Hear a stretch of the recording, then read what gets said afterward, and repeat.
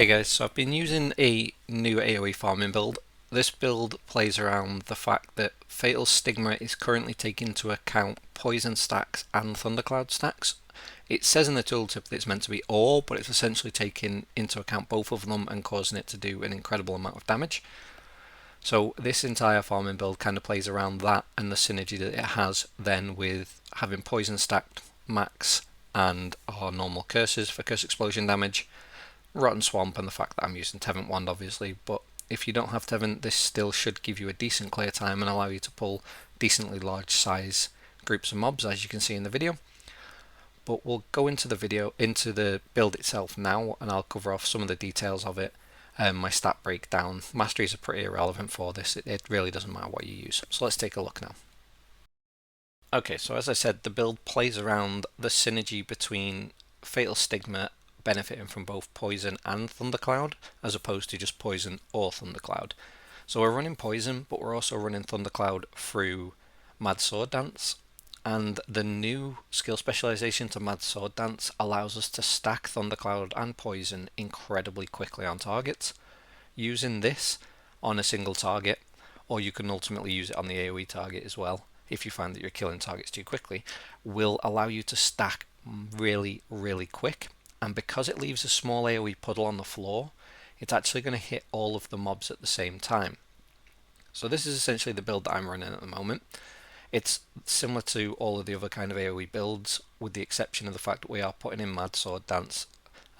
We're really trying to maximize the damage from Fatal Stigma, and because I pull in large packs, I'm also keeping Sleep in the build, and obviously Karmic to spread everything.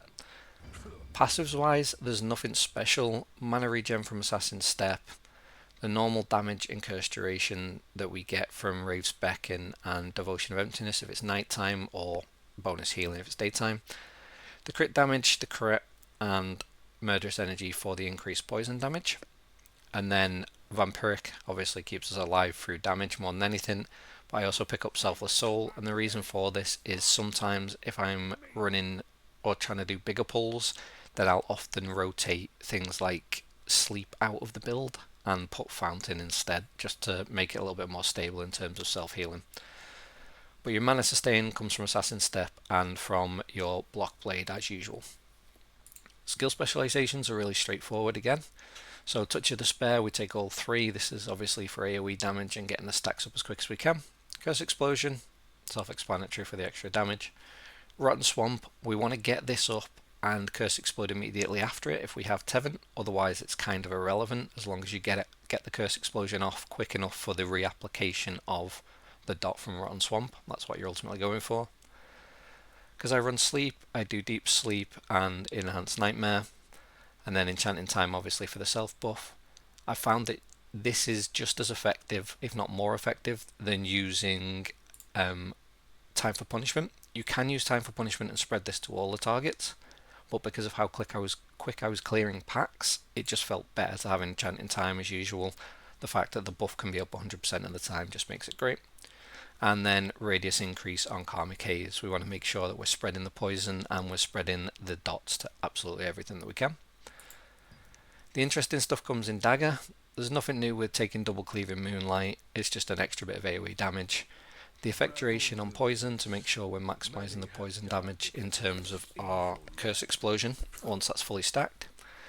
Fatal Stigma, I still take range just because it's a little bit easier. I don't need to be in melee as much and I can kite around the outside. Damage increase when target's health is lower, and the AoE damage, which is the important part of Fatal Stigma. Now, with Mad Sword Dance, you can just drop this and take Frenzied Sword Dance. It's what I used in the first couple of clips. The main thing that you're looking to get from this though is effect accumulation, so that it applies thunderclouds, and also AoE damage. This is the one that was just recently added, and this is huge because it's going to allow that puddle to appear underneath and hit multiple targets, and that's what's going to stack the debuff on both of those targets.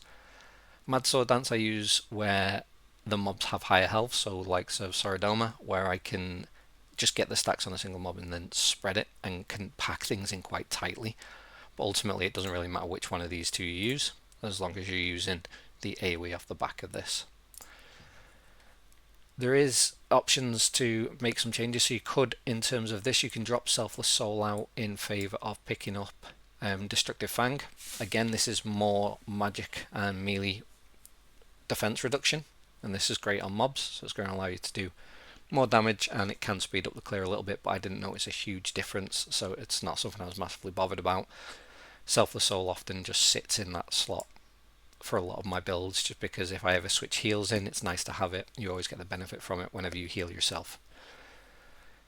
Last thing to touch on then is stats. When I'm PV grinding, I run 30 strength, 50 wisdom for the cooldown speed, 40 perception for buff duration, and then I just throw the rest into dexterity. It doesn't really matter what you run here. You could quite easily run similar to what I run in PvP and be able to clear just as fast. It's really not a big deal in terms of this, and the gear I use is just my normal PvP gear.